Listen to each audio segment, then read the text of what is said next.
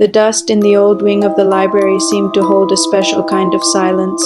I'm Alara, the head archivist, and I thought I knew every book, every secret held within these walls. That was until I found the collection, tucked away in a forgotten alcove. There was a shelf of leather-bound books that hadn't been there the day before. They were simple, elegant memoirs, each with a name etched in gold leaf on the spine.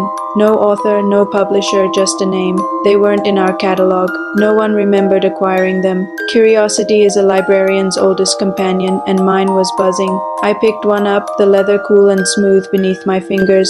The name on the spine read Arthur Pendleton. I opened it to the first page. The ink was a deep, rich black, the handwriting a graceful, looping script. My earliest memory, it began, is of the sun on the Cornish coast, the salt spray on my face. As I read, something strange happened. The scent of old paper and dust in the archive faded, replaced by the sharp, salty tang of the sea. I could feel the warmth of the sun on my skin, hear the cries of gulls overhead. I wasn't just reading Arthur's words. I was living them. I felt his first heartbreak, the pride of graduating from university, the joy of holding his first child. I lived his triumphs and his regrets, a whole lifetime flashing before my eyes in what felt like mere moments. It was vivid, real, more real than the book in my hands. When I finally looked up from the page, the library felt alien. The high vaulted ceiling seemed unfamiliar, the rows of books like silent, judging strangers. I blinked, trying to clear my head. Who was Arthur? The name felt intensely personal, yet distant. Then a chilling question surfaced from the depths of my mind. Who am I? Panic seized me. My own memories were gone. My childhood, my family, my own name. All replaced by a phantom life from a book. My hands trembled as I looked back at the shelf. My gaze scanned the titles Eleanor Vance, Marcus Thorne, Isabella Rossi, and then my blood ran cold.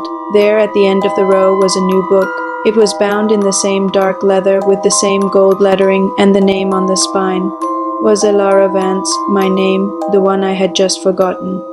It wasn't a collection, it was a trap, a larder. Something had lured me here, baited me with a story, and in return it had stolen mine. It was feeding on our identities, our very selves, leaving us as empty vessels filled with borrowed lives. I looked at the book with my name on it, my entire existence now condensed into ink and paper, waiting for the next victim. The being that created this archive hadn't just added my book to the shelf. It had written it, binding my life into its collection. I am trapped in this library, a ghost haunting the aisles, my own memories locked away on a shelf. I read the other books now, not out of curiosity, but out of desperation, hoping to find a clue, a way to fight back.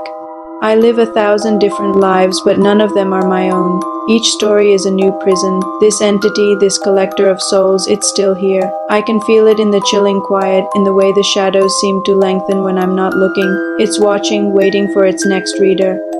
So if you ever find a book that feels like it was written just for you, a story that pulls you in and won't let go, be careful. You might just be reading your own replacement, and there might not be a you to remember it. Thanks for listening, and please be wary of the stories you lose yourself in.